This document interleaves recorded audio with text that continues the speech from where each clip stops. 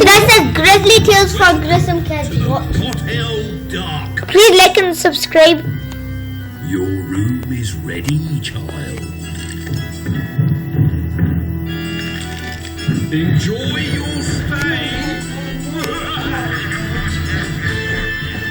Have you ever wondered why children like you are so round? Maybe the reason you never move off the sofa is because you can't. Because you're nothing more than a human balloon that has to be pumped up with air. Because you haven't got any bones left in your bodies to hold your skin in shape. And what is worse, you don't know whether I'm telling the truth or not, do you? And why should you? Because you have never been told. Well, now I'm telling you. Be scared of the Bone Shaker. This is the Visitors Book, where all the grisly tales of all my wicked guests are written down. Want to see why one of these bad children is down here? This is Ida's story. I call it Lazy Bones. Ida Lydon wore elasticated trousers to accommodate her ever-expanding waistline. She was the laziest of lazybones and had lived on the sofa ever since moving out of her cot. 6 weeks later, she had organised her life so that everything came to her and nothing had to be fetched. Not by her, at any rate. Concerned that 8 straight years on the sofa might not be good for her health, Ida's parents booked her in for a checkup at the doctor's. My guess is that she got a taste for the easy life when you were carrying her about in your tummy, Mrs. Lydon, and hasn't changed her taste since. Oh, I'm impressed. How can you tell that? By the fact that she isn't here for her checkup. She refused to come. Said it was too much effort getting up off the sofa. So we came instead. Do you do everything for her? Absolutely not. We're not her servants, you know. Apart from washing, eating, dressing, doing her homework, reading, walking, running, tying her shoelaces, cycling, going to the loo, shopping, skipping, sneezing, cooking, brushing her teeth, swimming, waving, singing, painting, blinking, blowing her nose, chatting, stroking kittens and switching on the TV set. She does everything for herself. That just leaves sleeping. Oh, yes, she's good at that.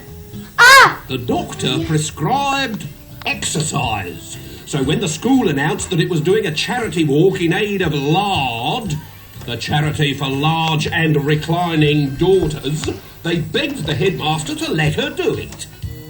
Ida is a lovely girl, or so I'm told. I've never actually met her.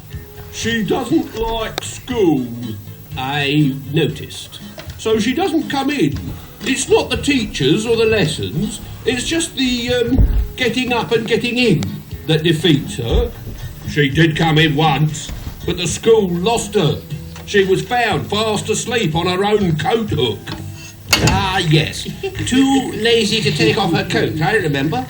Anyway, back to the charity walk. It's just that with younger pupils taking part and with their tendency to get upset at the slightest thing, I really don't think it would be a good idea if Ida died on the course.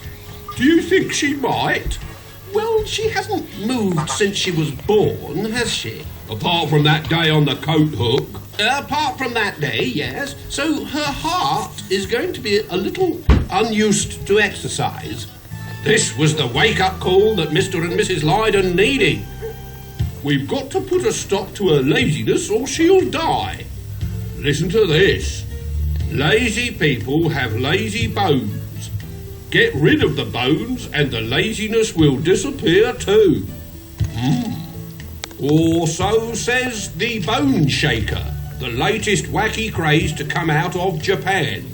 Built from old bones discarded by a graveyard. What does that mean? The ancient cemetery of Nagashoni sits on the edge of a cliff. As the land recedes into the sea, the bones of the dead are disgorged through the cracks in the cliff face. The bone shaker fillets lazy children? Ugh, with his finger. Apparently it's less painful than appendicitis. We should meet him. I'll drop this bone shaker chap a note right now and ask him if he'd like to pay Ida a little visit. While they waited for a reply, Mr. and Mrs. Lydon decided to get their daughter fit. Bugger, I'm not open for business today. Too bad. You're getting off that sofa. You'll have to do better than that. I haven't cut my fingernails in 10 years. They tried to entice her outside with a hobby. Beekeeping. We've got the hive in the garden. It's great fun and they are rather small. If that thing stung me, I'd have to scream and jump around like a stupid ballerina. Think of all the energy I'd waste when I could be lying around conserving it. So, the looking after bees to get Ida outdoors idea was abandoned. But not before the lazy girl had trained 2 of them to lower her eyelids whenever she needed to sleep. Good night, bees. Wake me up when it's pizza time. Apart from hide and seek, which Ida could play by herself. Now I see you. Now I don't. Now I see you. Now I don't. Now I see you. Now I don't. Every other sport that her parents suggested she try was met with the same response. No, no, no. No to everything you want me to do. It's my life. I can live it how I like. And I like it here on the sofa. Just then, the letterbox clacked. It sounded like a bone breaking. Dear Mr. and Mrs. Lydon, bones of Nagashoni, everlasting skeleton, hankering after kid, exacting revenge. He's actually coming. I wonder when. Who knows? He sounds as if he likes to do things differently. Oh yes, doing things differently is exactly what the bone shaker likes. And the next day, while Mr. and Mrs. Lydon were out, and Ida was asleep, he did it. The bone shaker.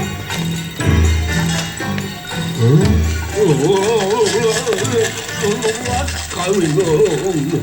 Quiet. I'm listening. As I thought, lazy bones. Oh! Oh, what's that? Your heart. You've never heard it beat before because you've never taken exercise before. Or ever been quite so scared. I'm not scared. Maybe not now, but you will be. The head bone's not connected to the neck bone. The neck bone's not connected to the chest bone. And the chest bone's not connected to the hip bone. Because they're all in my hands. And he relieved the lazy girl of every lazy bone in her body.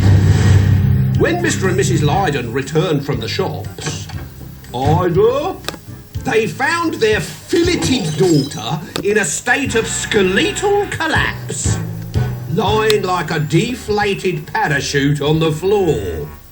They picked her up and took her out of the house for the second time in her life, to the garage, where they pumped her full of air. Look, Mummy, it's Balloon Girl. If you listen carefully, I think you can hear Ida now, calling to me from her bedroom. Night, night, Porter. I need pumping up. I think I'm going to pump...